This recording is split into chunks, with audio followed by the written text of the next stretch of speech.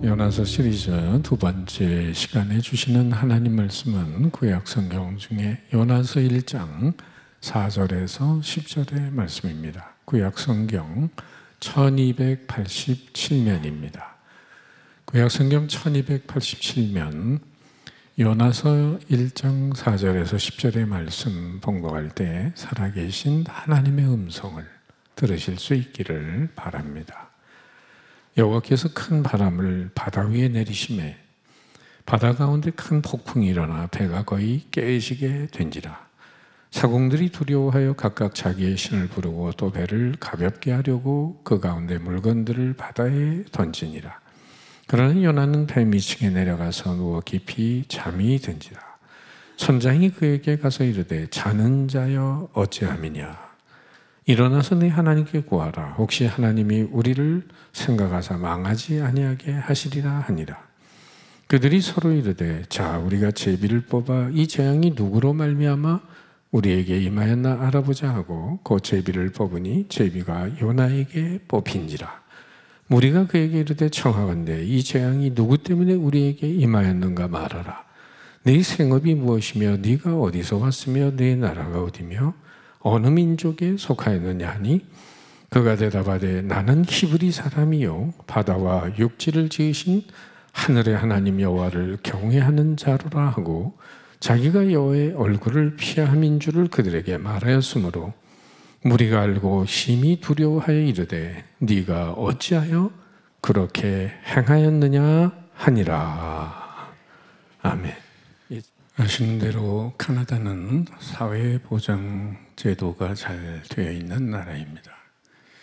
62세 퇴직하면 매달 $800씩 정부에서 연금이 나옵니다. 그런데 노인들이 은퇴하면 5년 내에 절반에 가까운 사람들이 세상을 떠나게 된다는 것입니다. 그래서 노인들을 위한 깨워주기 모임이 있다고 합니다. 일하실 때는 출근 때 7시 정도에 일어났지만은 직장에 가지 않으니까 마음 푹 놓고 잠을 주무시는데 8시까지 자다가 조금 더 후에는 9시 그리고 10시, 11시 심지어 정오에까지 주무시는 분들이 계시다고 하는 겁니다. 이렇듯 잠이 계속 들어서 하루에 3끼 드시던 식사도 2끼로 줄더니 얼마 후에는 1끼로 줄입니다. 그리고 8시간 자던 분들이 20시간 가까운 잠을 자는데 그때 되면 잠이 얼마나 달콤한지 모른다고 합니다. 잠이 좋아서 계속 침대에 내려오지 않고 계시다가 그만 세상을 떠나신다는 겁니다. 대개 그런 분들은 혼자 사는 분들이 많은데 집 문 앞에 우유가 배달된 우유가 계속 놓여 있으면은 사람들이, 이웃분들이 신고를 하고 그 집에 계신 노인이 세상 떠난 것을 확인하게 된다고 합니다. 주변에 한 100m만 걸어가면 어디든지 공원이 있는데도 은퇴 후에 잠밖에 잘 것이 없어서 결국은 잠을 자다가 간다는 겁니다. 이렇듯 노인들이 잠에서 깨어나지 못하고 죽어가므로 서로 깨워주기 모임을 조직해서 당번들이 그 노인들을 깨우는 전화를 거느라고 바쁘다고 합니다. 초대교회 시절에 기독교인들은 핍박을 피해서 로마 외곽에 있는 지하 동굴, 소위 카타콤이라고 하는 곳으로 도피했습니다. 이곳은 원래 시신을 매장하던 장소였습니다. 로마는 장례지를 신성불가침한 지역으로 여기고 접근을 꺼렸습니다. 그래서 기독교인들은 약 300년 동안 그 지하 동굴인 카타콤에 살았습니다. 근데 그 카타콤에 곳곳에 물고기 모양의 그림, 소위 익수스, 예수 그리스도 하나님 아들 구주라고 하는 약자를 표현한 물고기를 그려 놓았다고 합니다. 그런데 물고기의 특징 중에 하나가 잠잘 때도 눈을 뜨고 죽을 때도 눈을 뜨고 죽는답니다. 그래서 카타콤에 물고기 모양을 그려 놓은 것은 물고기들이 죽을 때도 눈을 뜨고 있고 잠잘 때도 눈을 뜨는 것처럼 항상 그리스도인들은 깨어 있어야 한다고 그렇게 말해주는 것이었다고 합니다. 요즘 현대인들의 고충 중에 하나가 잠을 제대로 못 자는 것입니다. 불면증에 걸린 분들이 많아요. 여러 가지 스트레스로 일이 많기 때문이죠. 오래전에 필리핀에 가브리엘 선교회 우리 목사님들하고 교회 건축을 하고 난 다음에 바탄가스를 방문했을 때 거기서 이제 며칠 같이 목사님들과 잠을 자게 됐는데 누워가지고 좀 얘기 좀 하려고 했더니 벌써 옆에 있는 분이 잠에 빠져들었어요. 그러더니 이내 코를 골기 시작합니다. 그때 생각난 말씀이 있습니다. 시편 127편 2절 여호와께서 그의 사랑하시는 자에게 잠을 주시는도다. 주님이 많이 사랑하시는구나. 저는 좀 덜 사랑하시나 보다. 밤에 잠이 안 와가지고. 어쨌든 잠을 잔다는 것은 여러분 축복임에는 틀림이 없어요. 그러나 육신의 잠은 건강을 위해서는 꼭 자야 하지만은 경계해야 될 잠이 있죠. 그것이 바로 영적인 잠입니다. 영적으로 깨어있어서 하나님의 뜻을 이루어야 할 영혼이 영적으로 무감각한 삶을 살아갈 때 자칫 살면 인생의 큰 위기를 만나게 됩니다. 우리나라에서 세계에서 우리나라는 자동차 사고가 제일 많은 나라입니다. 그것도 이유가 뭐냐면 세계에서 음주 운전 사고 제일 많은 나라가 대한민국입니다. 자동차 사고 제일 많은 나라. 그 이유가 음주운전이 대부분인데 결국은 음주운전하다 졸다가 맑은 정신 아삭한 채 결국은 큰 사고를 만나게 되는 겁니다. 제가 아는 분은 저 잠실에서 사시는 분이 88도를 타고 저 압구정동 소망교회를 오시다가 그 성수대교 앞에서 깜빡 좋으셔가지고는 앞에 쓴 차를 그냥 갖다 들이받았습니다. 자기 핸들에 자기 이마를 받았는데 여기서부터 여기까지 56바늘을 꿰매고 그리고 주일날 붕대를 칭칭 갖고 오는 걸 봤어요. 여러분 육신의 잠도 때로는 위태로웠듯이 영혼의 잠은 엄청난 사고를 유발하게 됩니다. 예수님은 제자들과 최후의 만찬을 하시고 베드로, 야고보, 요한을 데리고 겟세마네 동산에 가셨습니다. 그리고 제자들에게 주님이 이렇게 말씀하셨죠. 시험에 들지 않게 깨어 기도하라. 예수님은 고난에 쓴 잔 십자가를 앞에 놓고 간절히 피땀 흘려 기도하셨지만은 제자들은 쿨쿨 잠에 빠져 있었습니다. 그러다가 결국 예수님 체포당할 때 말고의 귀를 떨어뜨리는 객기를 베드로는 부리고 급기야는 예수님을 모른다고 3번이나 부인하는 일이 있게 됩니다. 오늘 성경에도 이 같은 영적인 깊은 잠을 자면서 하나님의 얼굴을 외면한 한 인생이 등장합니다. 누구죠? 우리 시리즈의 주인공 노메나 요나입니다. 니느웨로 가서 40일이면 망한다는 심판의 메시지를 전달하는 하나님의 명령을 외면하죠. 그리고 요파 항구로 내려가서 마침 다시스로 가는 배를 만납니다. 그리고 지금 요나는 어디에 가 있을까요? 5절 말씀에 그러나 요나는 배 밑층에 내려가서 누워 깊이 잠이 든지라. 요나는 배 밑층에 가서 잠을 청했습니다. 지금 요나가 잠든 상황은 어떤 상황이냐면 태풍이 불면서 바다 가운데 배가 거의 깨지게 된 상태입니다. 사공들은 자기 신을 부르고 물건을 바다에다 던지고 난리법석을 떨고 있습니다. 그러나 요나는 배 밑창에 가서 깊은 잠에 빠져 있습니다. 영적으로 얼마나 깊은 잠에 들었는지 감지할 수 있고 얼마나 영적으로 무감각한 인생인지를 이 풍랑의 환경 속에서도 들여다볼 수가 있습니다. 어떻게 보면 풍랑이 있는 배에서 잠자는 요나의 모습은 여러분 대단한 믿음의 사람으로 착각할 수도 있습니다. 왜? 예수님이 풍랑이 있는 배에서 고물에 베개를 베고 주무시는 장면이 복음서에 나옵니다. 그러나 근본적으로 그것과는 다릅니다. 급히 하나님의 얼굴을 피해서 도망친 요나는 심적으로 육적으로 피곤해서 깊이 잠들 수밖에 없었습니다. 이 배 밑창에서 안전하다고 스스로 거짓된 믿음 속에 잠들어 있어요. 게다가 마비된 양심은 무서운 심판을 생각지 않고 잠들고 있습니다.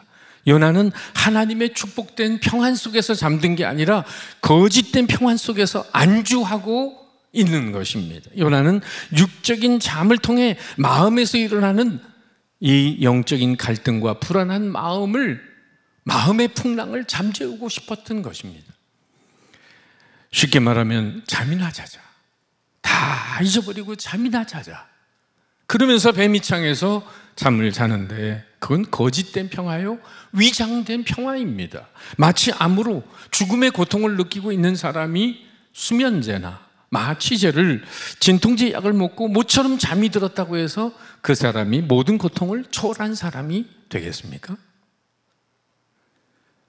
근본적인 고통을 치유하기 전까지 참된 평화는 없는 것입니다. 육신의 고통을 마약을 통해서 잊어보려고 하는 사람은 더 큰 고통의 나락으로 떨어질 수밖에 없습니다. 그래서 어거스틴은 말하잖아요. 그리스도의 품에 안기기까지 참된 평화는 없나이다. 그런데도 오늘날 세상 사람들은 하나님과 멀어지고 죄로 인한 양심의 고통을 잊어버리기 위해 더욱더 세속적인 방법으로 고통을 망각해 보려고 애를 씁니다. 예컨대 술이나 마약이나 쾌락이나 도박이나 그런 것들로 말이에요. 인생을 더 해결의 길로 가는 게 아니라 더 내리막길로 치닫게 하는 동반자들입니다. 더 큰 타락의 길, 더 큰 방종의 길, 더 큰 멸망으로 인도하는 영혼과 육체의 수면제들인 것입니다. 요나는 이미 하나님의 얼굴을 피하고 하나님의 명령과 말씀을 외면하는 순간 그는 영혼의 수면제를 이미 잔뜩 마신 사람이 되었습니다. 하나님과 반대되는 길로 가면 갈수록 내 영혼은 혼미한 상태로 내려갑니다. 요나는 영적 치사량의 수면제를 이미 삼킨 자였습니다. 스스로 그는 깨어날 수 없었습니다. 오직 하나님만이 무의식의 수면에서 그 영혼을 깨워주실 수 있었습니다. 오늘 본문에 잠자는 요나를 깨우시는 하나님의 끝없는 은총을 우리는 들여다봅니다. 깊이 잠든 요나를 깨우시는 하나님의 방법이 몇 가지 성경에 등장합니다. 첫째, 무엇일까요? 4절 말씀 다 같이 시작. 여호와께서 큰 바람을 바다 위에 내리시매 바다 가운데서 큰 폭풍이 일어나 배가 거의 깨지게 된지라. 바로 여러분, 인생에 불어오는 풍랑의 배후에 누가 있습니까? 오늘도 영적으로 잠자는 영혼들을 깨우기 위한 하나님의 손길이 인생의 풍랑 가운데 있어요. 하나님의 사람으로 하나님과 멀어져 가는데 여러분, 인생의 풍랑이 없다면 그건 희극일까요? 비극일까요? 그건 비극입니다. 하나님의 가장 큰 심판은 무엇입니까? 로마서 1장 24절에서 사도 바울은 이런 말씀을 전합니다. 그러므로 하나님께서 그들을 마음의 정욕대로 더러움에 내버려 두사 그들의 몸을 서로 욕되게 하게 하셨으니. 그러니까 하나님의 가장 큰 심판은 그냥 내깔겨 두는 것입니다. 방임시키는 겁니다. 그러나 하나님은 요나를 포기하지 않으셨습니다. 거기에 하나님의 은혜와 은총이 있습니다. 하나님은 요나 대신 다른 선지자를 얼마든지 사용해서 니느웨 선교를 하실 수 있는 분이십니다. 오늘 내가 하나님의 말씀과 반대 방향으로 가고 있는데 불어오는 인생의 풍랑을 겪고 계신 분이 있을까요? 그것은 하나님의 은총과 사랑의 징계임을 잊어서는 안 됩니다. 우리를 끝까지 포기하지 않으시는 하나님의 사랑이신 줄 믿습니다.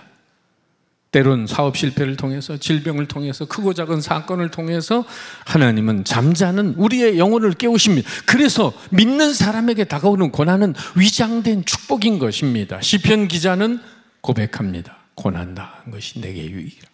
이로 말미암아 내가 주의 율례들을 배우게 되었나이다. 우리가 하나님의 명령에 불순종한다는 사실 때문에 하나님 우리를 버리지 않으신다는 겁니다. 얼마나 큰 은혜입니까? 하나님이 여전히 내게 기회를 주고 계시는 겁니다. 아직도 회개의 기회, 충성의 기회, 헌신의 기회를 문을 열어놓고 기다리고 계세요. 주님은 합력하여 선을 이루십니다. 인생에 불어오는 풍랑을 통해 잠자는 요나의 영혼을 깨우고 계십니다. 영국의 C.S. 루이스 기독교 철학자 교수는 고통의 문제라는 책에서 이런 말을 합니다. 우리들의 안락 속에서는 하나님은 속삭이시고 양심을 통해서는 크게 말씀하신다. 그러나 우리들의 고통을 통해서는 소리를 지르신다. 그런데 놀라운 사실은 여호와 하나님께서 일으키는 풍랑으로 배가 거의 깨어지기 직전까지 갔음에도 불구하고 요나는 아랑곳하지 않고 잠에 빠져 있는 놀라운 모습을 보여줍니다. 얼마나 깊이 잠들었는지, 영적으로 얼마나 둔감해졌는지를 감지할 수 있어요. 그래서 하나님은 두 번째 방법으로 요나를 깨우십니다. 하나님은 폭풍을 보내시고 선원들을 통해 짐을 바다에 투하시키며 아우성으로 선박의 위기를 알렸지만 요나는 꿈쩍도 하지 않았습니다. 그러면 하나님이 요나를 깨우는 두 번째 방법은 무엇이었을까요? 6절 말씀 우리 같이 한번 읽어봅니다. 다 같이 시작. 선장이 그에게 가서 이르되 자는 자요 어찌함이냐. 일어나서 네 하나님께 구하라. 혹시 하나님이 우리를 생각하사 망하지 아니하게 하시리. 그러니까 하나님은 선장의 입술을 통해 이 한심스러운 여행자를 향해 뭐라고? 자는 자여 어찌함이냐 질문하며 깨우고 있는 거죠. 어느 교회 목사님이 설교를 하시기만 하면 앞에 앉은 성도님이 계속 조시는 거예요.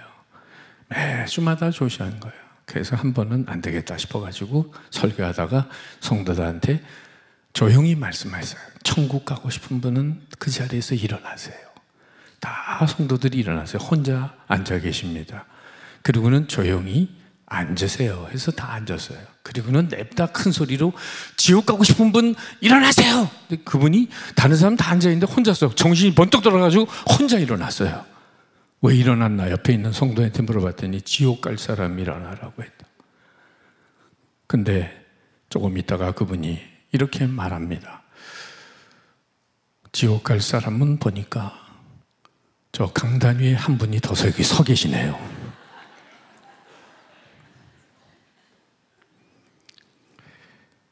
여러분, 목회자로서 성도들에게 묻고 싶은 질문이 있습니다. 여러분은 어떤 설교를 듣고 싶은가요? 축복의 메시지인가요? 위로의 메시지인가요? 아니면 웃기는 코미디 메시지인가요? 한 신학자는 현대교회의 커다란 비극을 이렇게 말했습니다. 오늘날 성도들은 강단에서 설교자들이 자장가를 불러주기를 원하고 있다. 축복과 위로의 메시지만 있고 내 영혼을 깨우는 메시지가 없다면 어찌 초대교회 성도들처럼 그 말씀이 화살이 돼서 그 심령에 박힐 수 있겠습니까? 초대교회 성도들은 비수 같은 하나님의 말씀에 어떻게 반응했습니까? 우리가 어찌할꼬 하나님의 말씀을 들으면서 회개와 돌이킴이 있었어요. 축복의 메시지, 위로의 메시지만 있다면 어찌 그 개인의 인격과 삶이 변화되며 공동체가 변화될 수 있겠습니까? 귀를 즐겁게 하는 거짓 메시지와 거짓 평안 속에서 안정과 번영만을 구가하는 종교, 의식적인 공동체로 전락하기 쉬운 겁니다. 그래서 하나님은 오늘 이렇게 말씀하십니다. 자는 자여 어찌함이냐. 이방인 선장의 입술을 통해 선지자 요나를 깨우는 모습은 오늘도 불신자들이, 신자들이 말씀대로 살지 않을 때 불신자들에게 꾸지람을 받는 것과 같은 것을 연상케 합니다. 세우신 교회가 주어진 사명을 바르게 감당하지 못할 때에 선교, 구제, 이웃사랑을 바로 실천해가지 못할 때 그런 교회는 세상 사람들에게 지탄을 받게 되는 거죠. 끼리끼리 모여 노는 사교장으로 전락합니다. 선장의 나무람은 하나님께서 이방인의 세상의 입으로 성도와 교회를 꾸짖는 음성이었습니다. 마태복음 5장 13절에 이런 말씀이 있잖아요. 너희는 세상의 소금이니 소금이 만일 그 맛을 잃으면 무엇으로 짜게 하리요? 후에는 아무 쓸데없어 다만 밖에 버려서 사람들에게 밟힐 뿐이니라. 로마서 2장 24절 기록된 바와 같이 하나님의 이름이 너희 때문에 이방인 중에서 모독을 받는도다. 여러분, 우리의 믿음은 나 하나님의 믿음이 아닙니다. 나의 믿음은 천국문을 닫기도 하고 열기도 하는 믿음이에요. 선장은 이어서 말합니다.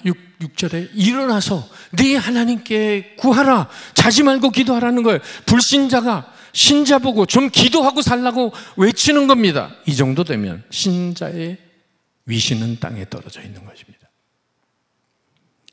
요나가 만일 영적으로 깨어있는 자였다면 물론 이 다시스 배를 타지 않았을 거고 풍랑도 불어오지 않았을 것입니다. 그런데 사명의 길로 가는 도중에 풍랑을 만났다고 했다면 요나는 어떻게 했을까요? 물론 깨어서 기도했겠죠.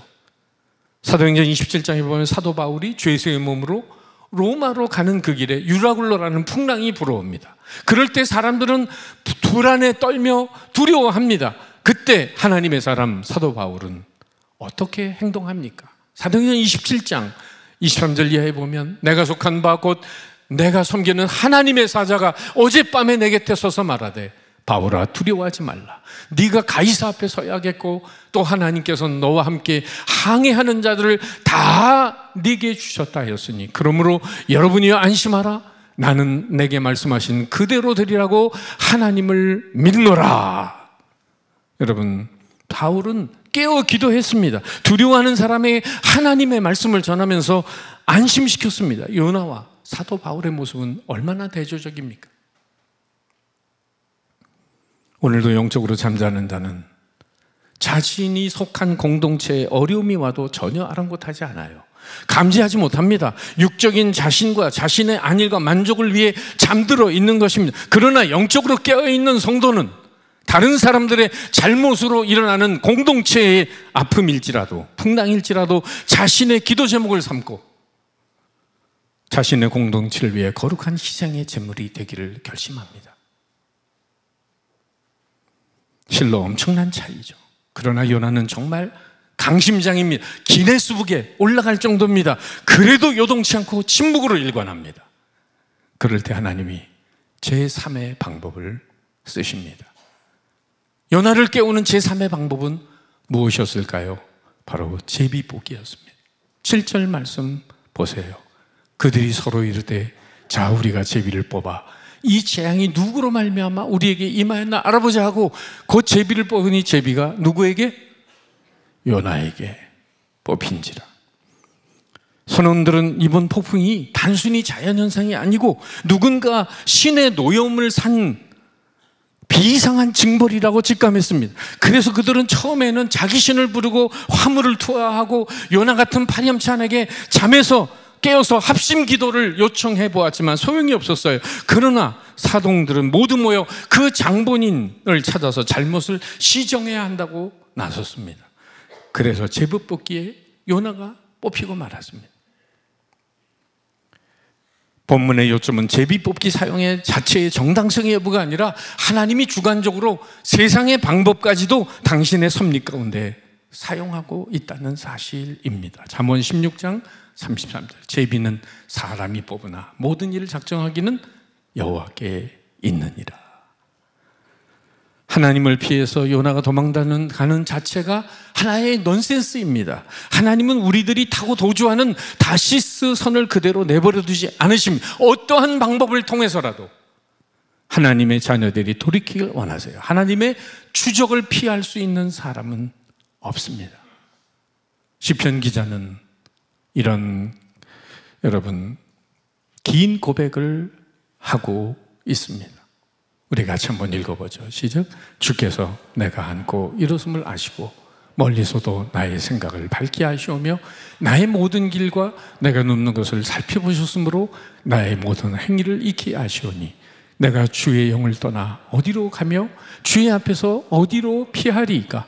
내가 하늘에 올라갈지라도 거기 계시며 수월에 내 자리를 펼지라도 거기 계시니이다. 내가 새벽 날개를 치며 바다 끝에 가서 거주할지라도 거기서도 주의 손이 나를 인도하시며 주의 오른손이 나를 붙드시리이다.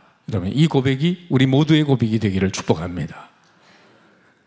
요나의 전철을 밟는 영적 도망병들에게는 복귀의 과정에서 고통이 따릅니다. 그 배는 불순종의 현장이기 때문입니다. 니느웨가 아닌 다시스로 가는 그 배는 자유의 배가 아니라 속박의 배였습니다. 요나를 싣고 다시스의 황홀한 항구에 안착시킨 게 아니라 폭풍의 바다에서 깨어나 혼비백산했고 제비뽑기에 걸려서 이방인들의 신문대 앞에 출두하게 됩니다.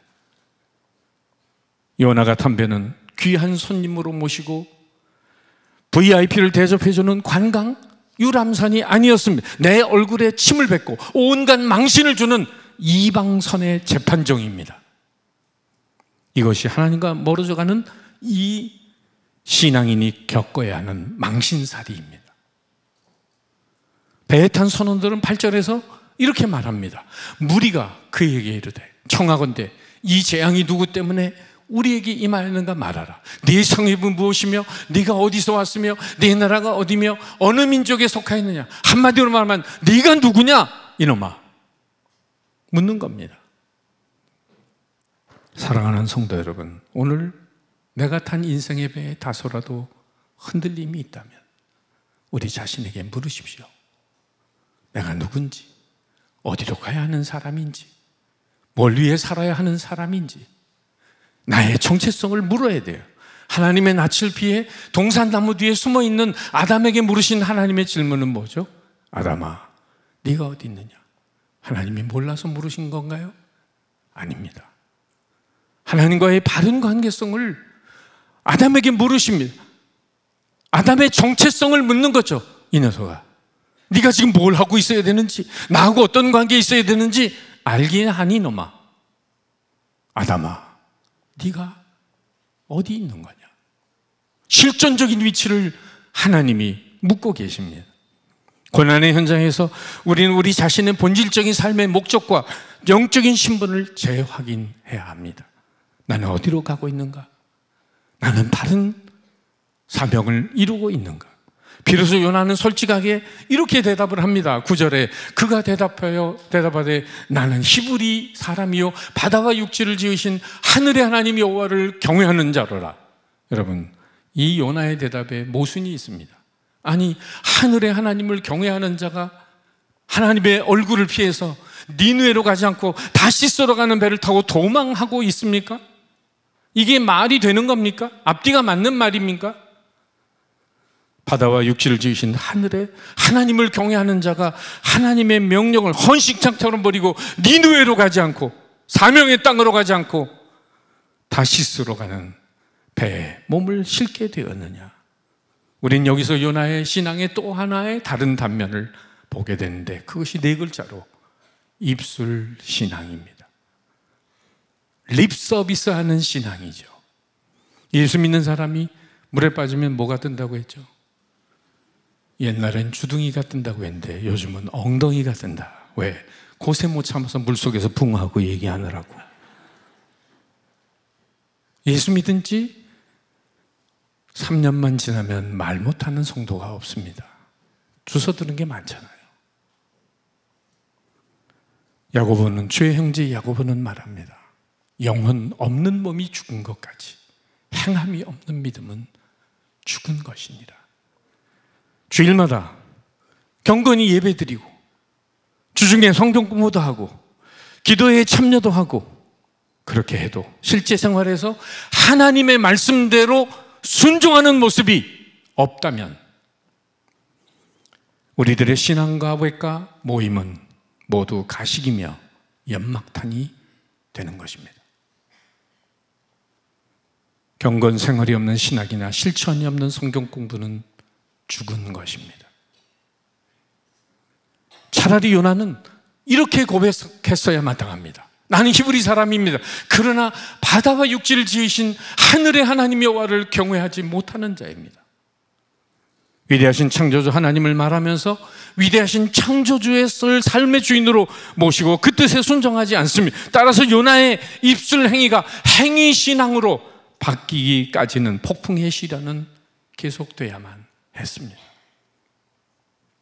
순종이 없는 신앙 고백은 회개를 대신할 수 없습니다. 입술만의 신학 강론은 자기의 죄책감을 회피시키지 못합니다. 선원들은 한 번 더 10절에 요나에게 묻습니다. 네가 어찌하여 그렇게 행하였느냐? 전능하신 하나님을 믿는다고 고백하며 어떻게 하나님의 말씀을 떠나 불순종의 길을 가고 있느냐? 너 하나 때문에 우리가 당한 피해가 지금 얼마나 되는 줄 아느냐? 요나는 말이 없어요. 요나의 불순종은 정말 함께 가는 사람들에게 많은 피해를 주었습니다. 신앙인이 바른 코스를 가지 못할 때 그가 속한 공동체는 흔들립니다. 애꿎은 사람들에게까지 고통을 받게 합니다. 아프리카에 가면 이 독수리과에 속한 세크리터리 새가 있습니다. 제가 이게 설교를 미리 준비했는데 금요일 저녁에 강사가 마지막 부분에 이 세크리터리 새를 얘기가 깜짝 놀랐습니다. 저분이 나를 꿰뚫고 있나? 내 설교 원고까지 꿰뚫나? 내가 준비한 이 새의 얘기를 딱 하길래 이건 하나님의 뜻으로 전해야 되는 거구나.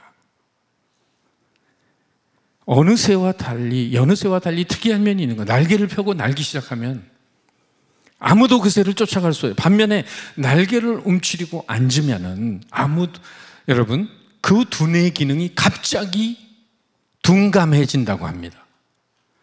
얼마나 심한지 앉아있을 때 다른 동물이 와서 잡아먹으려고 해도 도망갈 줄 모를 정도가 된다는 거예요. 그러다가도 날개를 펴고 하늘을 날기만 하면 높은 곳에 올라가서 다람쥐 지나가는 것도 다 보고 잡을 수가 있다는 거예요. 무슨 얘기죠? 인생은 세크리터리 새, 비서새와 같다는 겁니다.